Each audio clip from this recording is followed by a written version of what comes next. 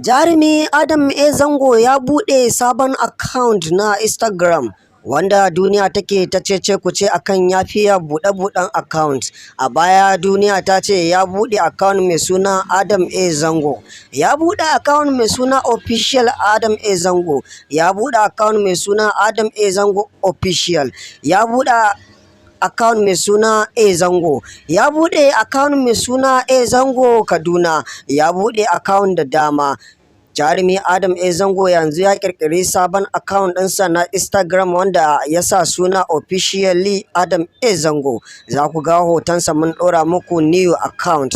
Adam A Zango ya fito ya bayyana wa mabiyansa cewa akwai dalilin da ya sa yake buɗe sababbin account, amma daga yanzu insha Allahu ya ce ba zai ƙara buɗe wani account ba a wannan account ɗin, za a bibiye shi.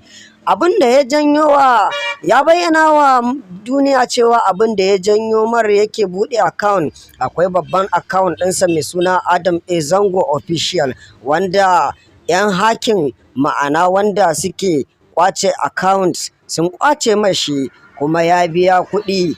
An bibi 'yan kwamfuta da dama an kasa dawo da wannan account ɗin. Daga baya ne ya buɗe sabon shafi mai suna Adam A Zango. Daga nan wannan account ɗin shi ma ya samu mabiya, amma 'yan kwacen account ɗin nan suka ƙara bibiya suka ƙara ƙwace mara account. Amma yanzu ya ce in Allah ya yarda wannan account ɗin nasa daram ya zauna ba mai ƙwace mara, shi za ku bibiye shi.